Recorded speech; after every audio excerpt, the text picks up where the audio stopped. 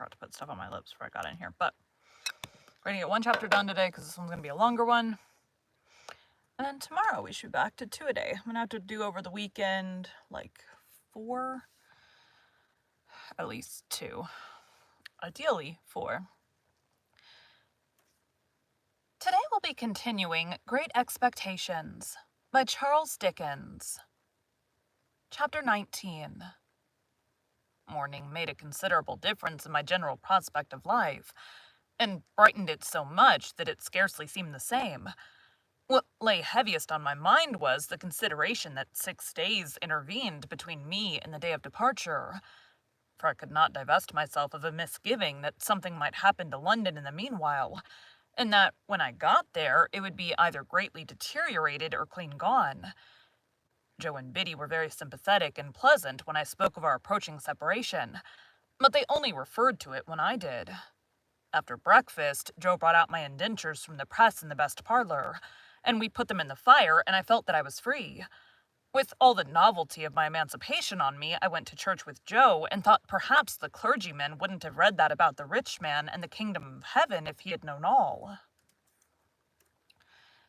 After our early dinner, I strolled out alone, purposing to finish off the marshes at once and get them done with. As I passed the church, I felt, as I had felt during service in the morning, a sublime compassion for the poor creatures who were destined to go there, Sunday after Sunday all their lives through, and to lie obscurely at last among the low green mounds. I promised myself that I would do something for them one of these days, and formed a plan and outline for bestowing a dinner of roast beef and plum pudding and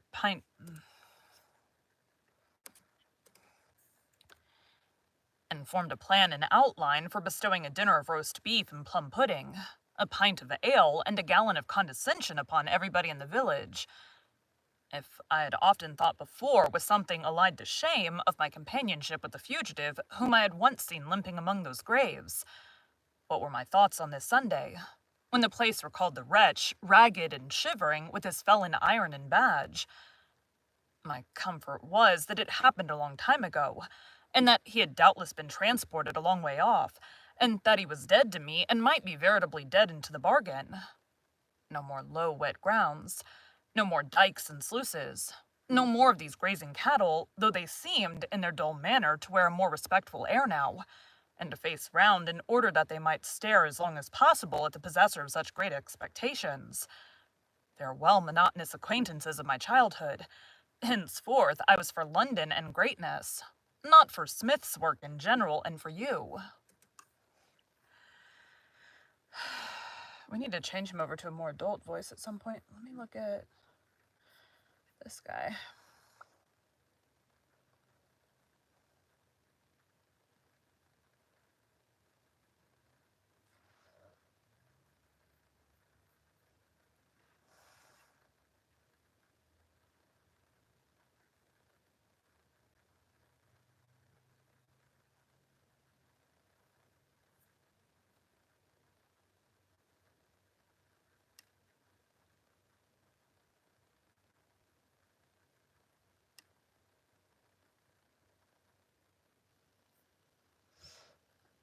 Okay, I don't know how old he is. I assume he's getting to where... I mean, I've kind of aged him up a little, but I want him eventually down here. But I think he's still, like, young, like teenage-ish at this point.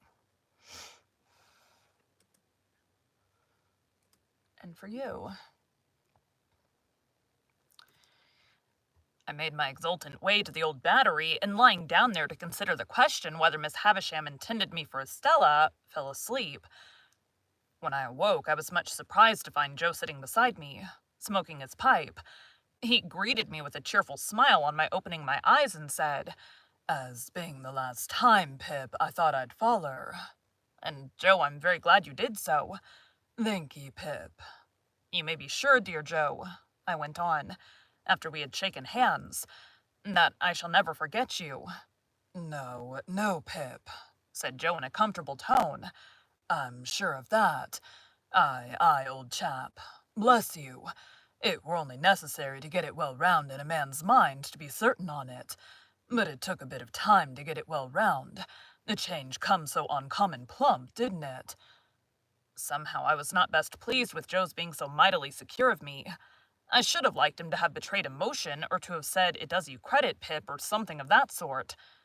Therefore I made no remark on Joe's first head, merely saying as to his second that the tidings had indeed come suddenly, but that I had always wanted to be a gentleman, and had often and often speculated on what I would do if I were one. "Have you, though?" said Joe. "Astonishing." "It's a pity now, Joe," said I, "that you did not get on a little more when we had our lessons here, isn't it?" "Well, I don't know," returned Joe. "I'm so awful dull, I'm only a master of my own trade. It were always a pity as I was so awful dull. But it's no more of a pity now than it was. This day 12th, don't you see?" What I had meant was that when I came into my property and was able to do something for Joe, it would have been much more agreeable if he had been better qualified for a rise in station. He was so perfectly innocent of my meaning, however, that I thought I would mention it to Biddy in preference. So when we had walked home and had had tea, I took Biddy into our little garden by the side of the lane. After throwing out in a general way for the elevation of her spirits that I should never forget her, said I had a favor to ask of her. "And it is, Biddy," said I, "that you will not omit any opportunity of helping Joe on a little." Biddy.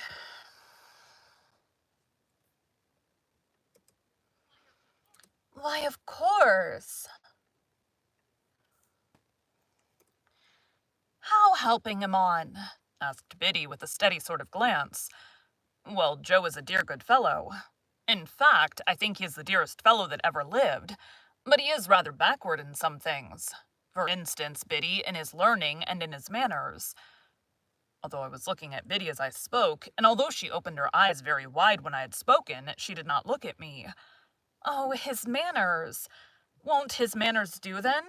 asked Biddy, plucking a black currant leaf.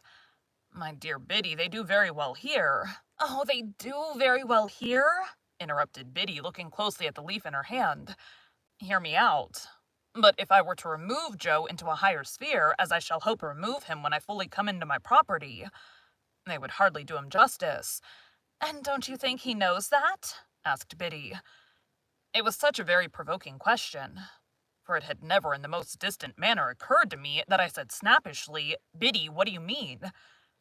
Biddy, having rubbed the leaf to pieces between her hands, and the smell of a black currant bush has ever since recalled to me that evening in the little garden by the side of the lane, said, "Have you never considered that he may be proud?" "Proud?" I repeated with disdainful emphasis. "Oh, there are many kinds of pride," said Biddy, looking full at me and shaking her head. "Pride is not all of one kind." "Well, what are you stopping for?" said I. "Not all one Not all of one kind," resumed Biddy. "He may be too proud to let anyone take him out of a place that he is competent to fill, and fills well and with respect. To tell you the truth, I think he is. Though it sounds bold in me to say so, for you must know him far better than I do." "Now, Biddy," said I, I'm very sorry to see this in you. I did not expect to see this in you. You are envious, Biddy, and grudging. You are dissatisfied on account of my rise in fortune, and you can't help showing it." "If you have the heart to think so," returned Biddy, "say so. Say so over and over again if you have the heart to think so." "If you have the heart to be so, you mean, Biddy," said I, in a virtuous and superior tone. "Don't put it off on me. No, don't put it off upon me. I'm very sorry to see it, and it's a bad side of human nature. I did intend to ask you to use any little opportunities you might have after I was gone of improving dear Joe. But after this I ask you nothing. I'm extremely sorry to see this in you, Biddy," I repeated. It's a bad side of human nature." "Whether you scold me or approve of me," returned poor Biddy, "you may equally depend upon my trying to do all that lies in my power here at all times. And whatever opinion blah, blah, blah, blah, blah. And whatever opinion you take away of me shall make no difference in my remembrance of you. Yet a gentleman should not be unjust either." Nope. Yet a gentleman should not be unjust neither, said Biddy, turning away her head. I again warmly repeated that it was a bad side of human nature in which sentiment, waiving its application, Waiving its application, I have since seen reason to think I was right, and I walked down the little path away from Biddy. And Biddy went into the house, and I went out at the garden gate and took a dejected stroll until supper time, again feeling it very sorrowful and strange that this, the second night of my bright fortunes, should be as lonely and unsatisfactory as the first. But morning once more brightened my view, and I extended my clemency to Biddy, and we dropped the subject. Putting on the best clothes I had, I went into town as early as I could hope to find the shops open, and presented myself before Mr. Trabb the tailor, who was having his breakfast in the parlor behind his shop, and who did not think it worth his while to come out to me, but called me in to him. "Well," said Mr. Trabb in a hail-fellow well-met kind of way, "how are you, and what can I do for you?" Mr. Trabb.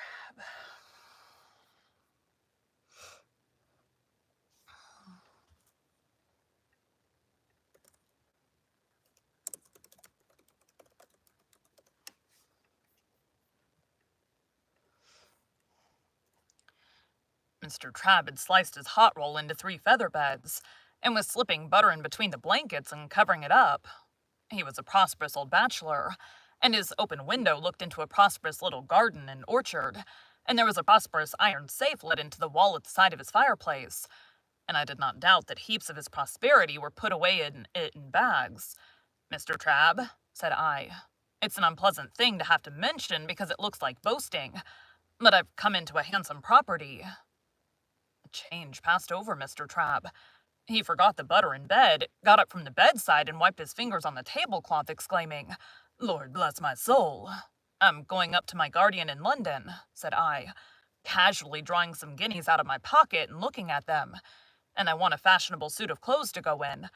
I wish to pay for them," I added. Otherwise I thought he might only pretend to make them with ready money. "My dear sir," said Mr. Trabb as he respectfully bent his body, opened his arms, and took the liberty of touching me on the outside of each elbow, "don't hurt me by mentioning that. May I venture to congratulate you? Would you do me the favor of stepping into the shop?" Mr. Trabb's boy was the most audacious boy in all that countryside. When I had entered, he was sweeping the shop, and he had sweetened his labors by sleeping over me. He was still sleeping when I came out into the shop with Mr. Trabb, and he knocked the broom against all possible corners and obstacles, to express, as I understood it, equality with any blacksmith alive or dead. "Excuse me." "Hold that noise," said Mr. Trabb with the greatest sternness, "or I'll knock your head off. Do me the favor to be seated, sir. Now this," said Mr. Trabb, taking down a roll of cloth and tiding it over in a flowing manner over the counter, preparatory to getting his hand under it to show the gloss, "is a very sweet article. I can recommend it for your purpose, sir, because it really is extra super. But you shall see some others. Give me number 4, you," to the boy, and with a dreadfully severe stare, foreseeing the danger of that miscreant's brushing me with it or making some other sign of familiarity. Mr. Trabb never removed his stern eye from the boy until he had deposited number 4 on the counter, and was at a safe distance again. Then he commanded him to bring number 5 and number 8, "And let me have none of your tricks here," said Mr. Trabb, "or you shall repent it, you young scoundrel, the longest day you have to live."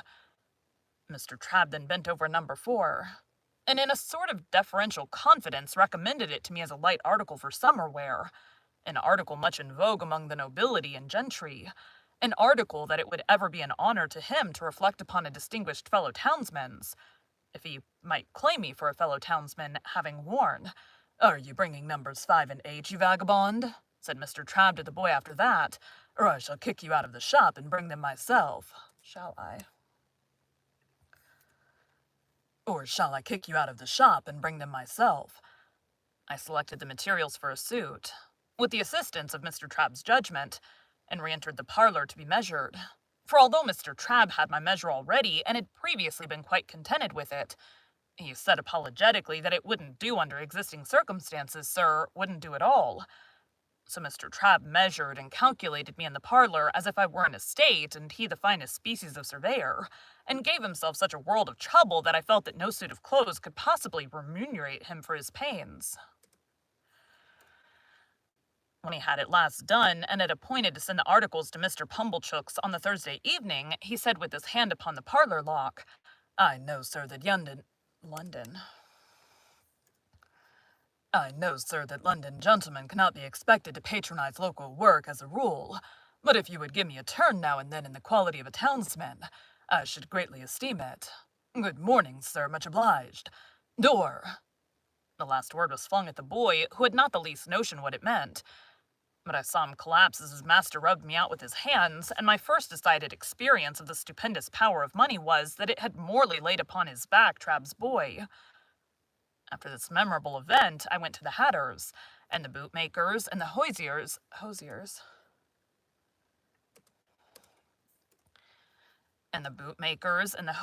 and felt rather like Mother Hubbard's dog, whose outfit required the services of so many trades. I also went to the coach office and took my place for 7 o'clock on Saturday morning. It was not necessary to explain everywhere that I had come into a handsome property. But whenever I said anything to that effect, it followed that the officiating tradesman ceased to have his attention diverted through the window by the High Street, and concentrated his mind upon me. When I had ordered everything I wanted, I directed my steps towards Pumblechook's, and as I approached that gentleman's place of business, I saw him standing at his door. He was waiting for me with great impatience. He had been out early with the chaise cart, and had called at the forge and heard the news. He had prepared a collation for me in the Barnwell parlour, and he too ordered his shopmen to come out of the gangway as my sacred person passed. Pumblechook has a weird voice. We have a lot of them that have voices like this. Uncle. Mrs. Joe.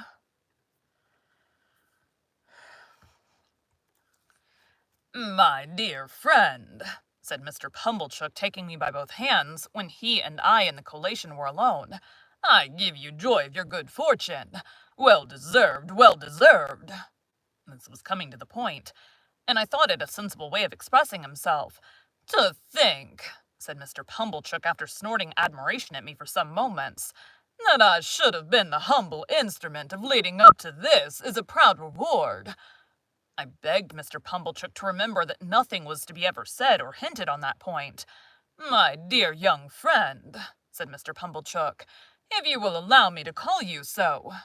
I murmured, certainly, and Mr. Pumblechook took me by both hands again and communicated a movement to his waistcoat, which had an emotional appearance, though it was rather low down.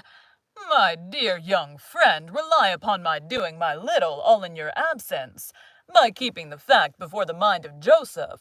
Joseph, said Mr. Pumblechook in the way of a compassionate adjuration. Joseph, Joseph. Thereupon he shook his head and tapped it, expressing his sense of deficiency in Joseph. But my dear young friend, said Mr. Pumblechook, you must be hungry. You must be exhausted. Be seated. Here's a chicken had round from the boar. Here's a tongue had round from the boar. Here's one or two little things had round from the boar that I hope you may not despise. But I do. But do I? But do I, said Mr. Pumblechook, getting up again the moment after he had sat down, see afore me him as I ever sported with in his times of happy infancy, and may I? This may I meant mighty shake hands. I consented, and he was fervent, and then sat down again. Here is wine, said Mr. Pumblechook. Let us drink, thanks to fortune, and may she ever pick out her favorites with equal judgment. And yet I cannot, said Mr. Pumblechook, getting up again, see afore me one, and likewise drink to one without again expressing. May I? I said he might, and he shook hands with me again, and emptied his glass and turned it upside down. I did the same. And if I had turned myself upside down before drinking, the wine could not have gone more direct to my head. Mr. Pumblechook helped me to the liver wing and to the best slice of tongue, none of those out of the way, no thoroughfares of pork now, and took, comparatively speaking, no care of himself at all. Ah, poultry, you little thought, said Mr. Pumblechook, apostrophizing that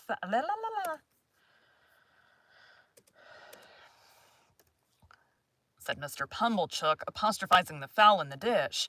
"When you was a young fledgling, what was in store for you? You little thought you was to be refreshment beneath this humble roof for one is.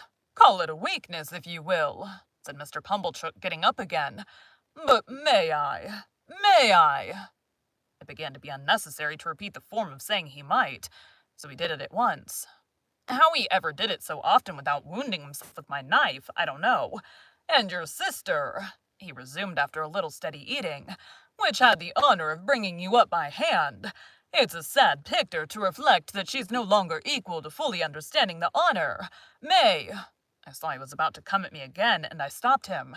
"We'll drink her health," said I. "Ah!" cried Mr.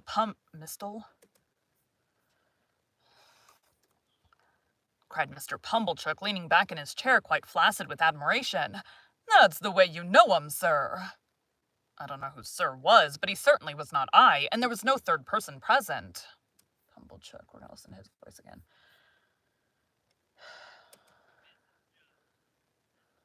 "Mrs. Joe." "That's the way you know the noble-minded, sir. Ever forgiving and ever affable. It might," said the servile Pumblechook, putting down his untasted glass in a hurry and getting up again, "to a common person have the appearance of repeating, but may I—" When he had done it, he resumed his seat and drank to my sister. "Let us never be blind," said Mr. Pumblechook, "to her faults of temper, but it is to be hoped she meant well." At about this time, I began to observe that he was getting flushed in the face, as to myself.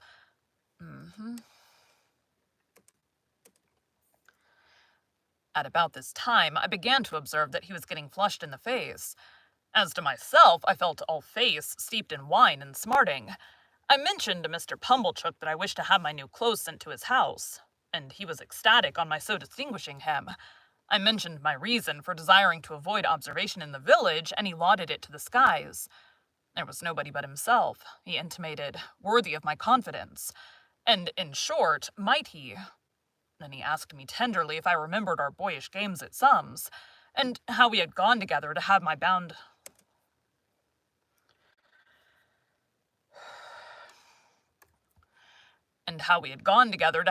apprentice, and, in effect, how he had ever been my favorite fancy and my chosen friend. If I had taken 10 times as many glasses of wine as I had, I should have known that he never had stood in that relation towards me, and should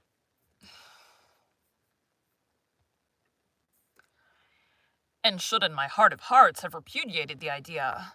Yet for all that, I remember feeling convinced that I had been much mistaken in him, and that he was a sensible, practical, good-hearted prime fellow. By degrees, he fell to reposing such great confidence in me as to ask my advice in reference to his own affairs. He mentioned that there was an opportunity for a great amalgamation and monopoly of the corn and seed trade on those premises, if enlarged, such as had never occurred before in that or any other neighborhood.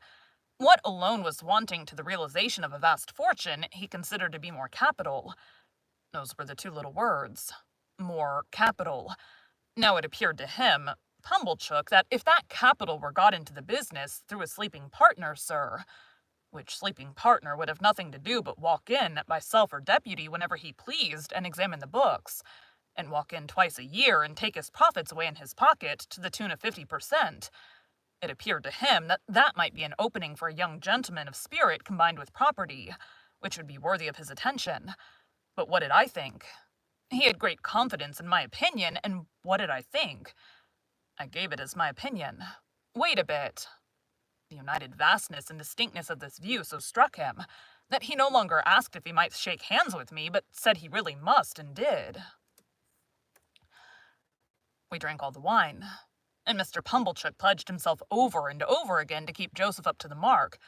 I don't know what mark, and to render me efficient and constant service. I don't know what service. He also made known to me the further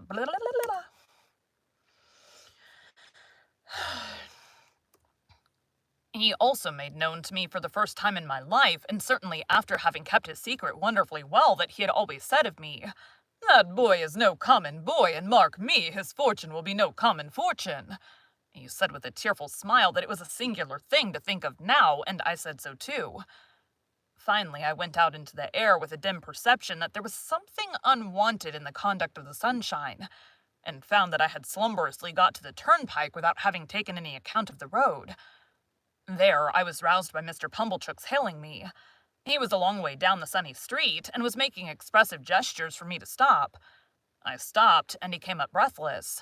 "No, my dear friend," said he when he had recovered wind for speech. "Not if I can help it. This occasion shall not entirely pass without that affability on your part. May I, as an old friend and well-wisher, may I?" We shook hands for the 100th time at least, and he ordered a young carter out of my way with the greatest indignation. Then he blessed me and stood waving his hand to me until I had passed the crook in the road, and then I turned into a field and had a long nap under a hedge before I pursued my way home. I had scant luggage to take with me to London, for little of the little I possessed was adapted to my new station, but I began packing that same afternoon, and wildly packed up things that I knew I should want next morning in a fiction that there was not a moment to be lost. So Tuesday, Wednesday, and Thursday passed, and on Friday morning I went to Mr. Pumblechook's to put on my new clothes and pay my visit to Miss Havisham. Mr. Pumblechook's own room was given up to me to dress in, and was decorated with clean towels expressly for the event. My clothes were rather a disappointment, of course. Probably every new and eagerly expected garment ever put on since clothes came in fell a trifle short of the wearer's expectation. But after I had had my new suit on some half an hour and had gone through an immensity of posturing with Mr. Pumblechook's very limited dressing glass, in the futile endeavor to see my legs, it seemed to fit me better. It being market morning at a neighboring town some 10 miles off, Mr. Pumblechook was not at home. I had not told him exactly when I meant to leave, and was not likely to shake hands with him again before departing. This was all as it should be, and I went out in my new array, fearfully ashamed of having to pass the shopman, and suspicious, after all, that I was a personal disadvantage, something like Joe's in his Sunday suit.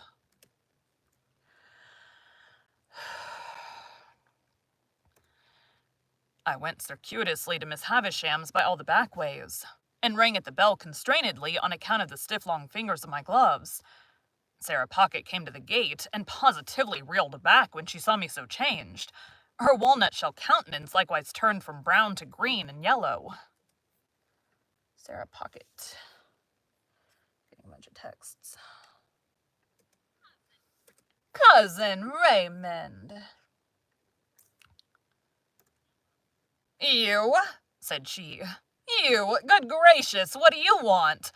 "I'm going to London, Miss Pocket," said I, "and want to say goodbye to Miss Havisham." I was not expected, for she locked me in the yard while she went to ask if I were to be admitted. After a very short delay, she returned and took me up, staring at me all the way. Miss Havisham was taking exercise in the room with the long spread table, leaning on her crutch stick. The room was lighted as of yore, and at the sound of our entrance she stopped and turned. She was then just abreast of the rotted bride cake. Miss Havisham.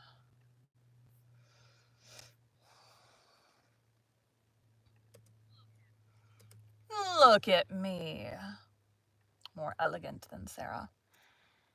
"Don't go, Sarah," she said. "Well, Pip, I start for London, Miss Havisham. Miss Havisham? I start for London, Miss Havisham, tomorrow." I was exceedingly careful what I said, "and I thought you would kindly not mind my taking leave of you." "This is a gay figure, Pip," said she, making her crutch stick play round me as if she, the fairy godmother who had changed me, were bestowing the finishing gift. "I've come into such good fortune since I saw you last, Miss Havisham," I murmured, "and I'm so grateful for it, Miss Havisham." "Aye, aye," said she, looking at the discomfited and envious Sarah with delight. "I have seen Mr. Jaggers. I have heard about it, Pip. So you go tomorrow?" "Yes, Miss Havisham." "And you are adopted by a rich person?" "Yes, Miss Havisham." "Not named?" "No, Miss Havisham." "And Mr. Jaggers is made your guardian?" "Yes, Miss Havisham." She quite gloated on these questions and answers, so keen was her enjoyment of Sarah Pocket's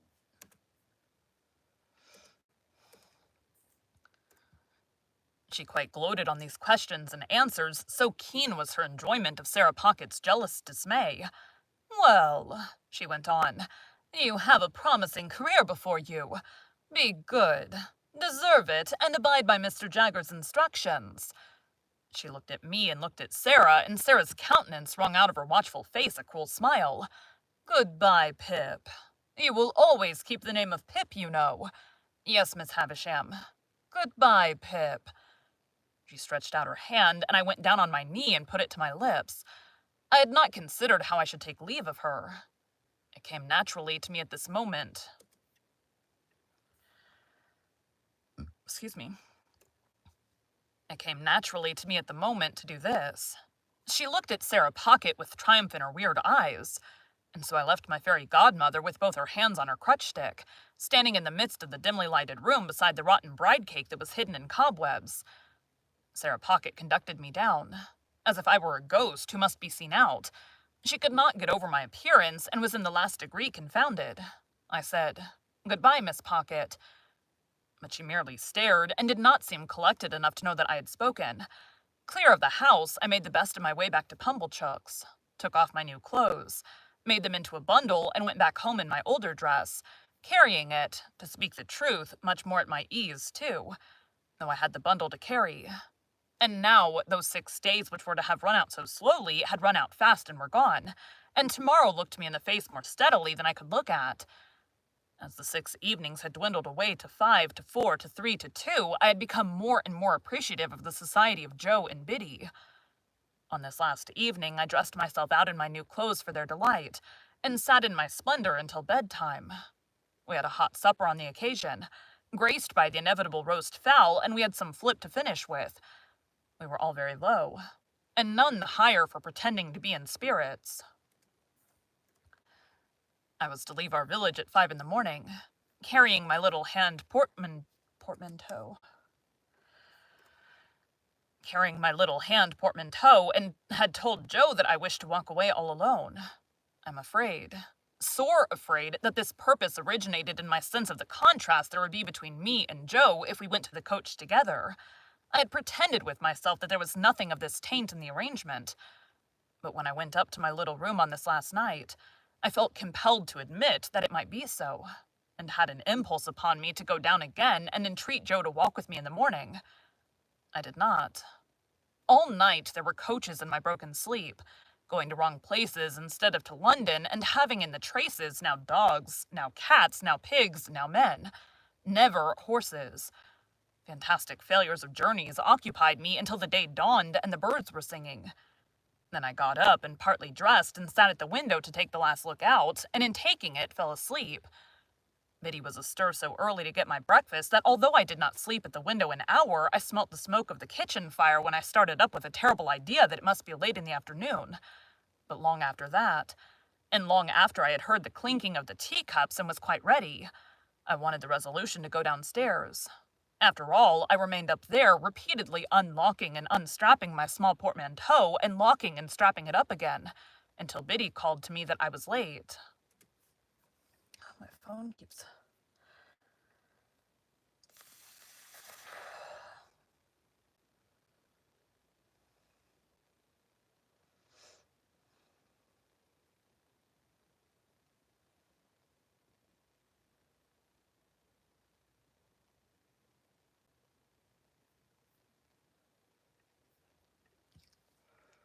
Lots of texts. Anywho's. It was a hurried breakfast with no taste in it. I got up from the meal saying with a sort of briskness, as if it had only just occurred to me, "Well, I suppose I must be off." And then I kissed my sister, who was laughing and nodding and shaking in her usual chair, and kissed Biddy and threw my arms around Joe's neck. And then I took up my little portmanteau and walked out. The last I saw of them was when I presently heard a scuffle behind me, and looking back, saw Joe throwing an old shoe after me, and Biddy throwing another old shoe. I stopped then to wave my hat, and dear old Joe waved his strong right arm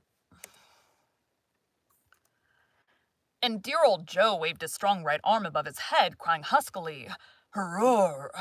And Biddy put her apron to her face. I walked away at a good pace, thinking it was easier to go than I had supposed it would be, and reflecting that it would never have done to have had an old shoe thrown after the coach in sight of all the High Street. I whistled and made nothing of going. But the village was very peaceful and quiet, and the light mists were solemnly rising as if to show me the world.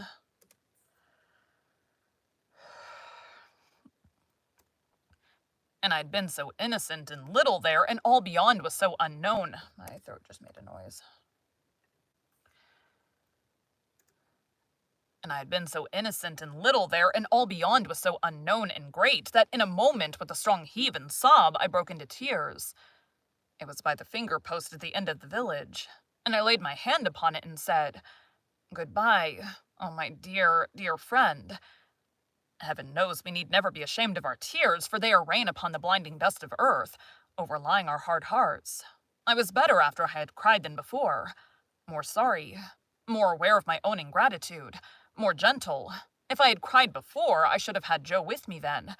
So subdued I was by those tears, and by their breaking out again in the course of the quiet walk, that when I was on the coach, and it was clear of the town, I deliberated with an aching heart whether I would not get down when we changed horses and walk back, and have another evening at home and a better parting. We changed, and I had not made up my mind, and still reflected for my comfort that it would be quite practicable to get down and walk back, when we changed again. And while I was occupied with these deliberations, I would fancy an exact resemblance to Joe in some man coming along the road towards us, and my heart would beat high, as if he could possibly be there. We changed again, and yet again, and it was now too late and too far to go back, and I went on. And the mists had all solemnly risen now, and the world lay spread before me. This is the end of the first stage of Pip's expectations. Thank you for joining Bite at a Time Books today. Or start that over. Thank you for joining Bite at a Time Books today, while we read a bite of one of your favorite classics. Again, my name is Bree Carlile, and I hope you come back tomorrow for the next bite of Great Expectations. Let's see if we get to change voices tomorrow.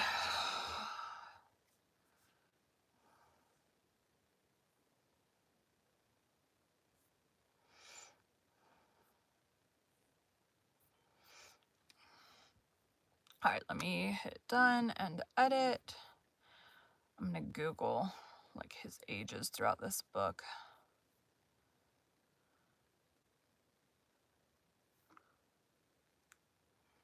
Hi.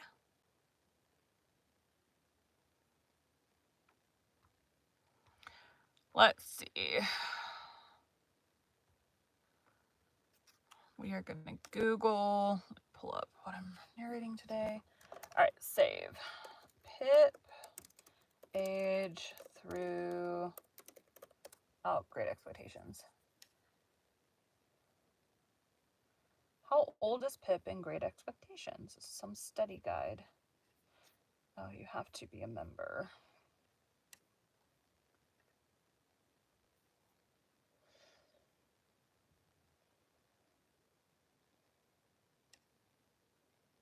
Pip's age is not always given precisely, but there's always hints reminding the reader to look at the characters and their evolutions in time.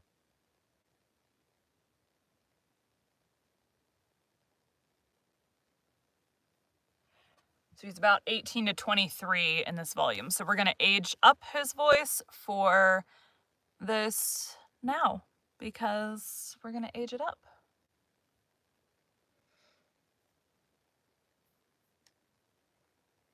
We may age it up. It may like shift. Hold on, let me see.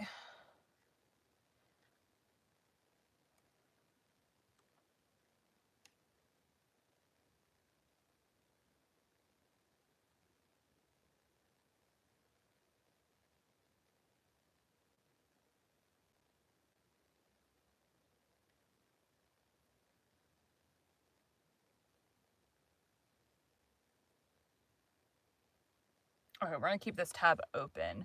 So the first 4 years is like the early, like 18. So we'll keep his voice. I may age it slightly for the next chapters until there's a time jump.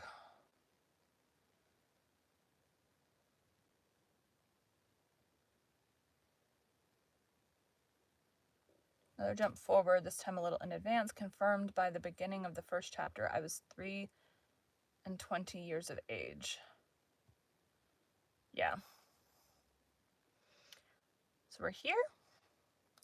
Thanks, guys.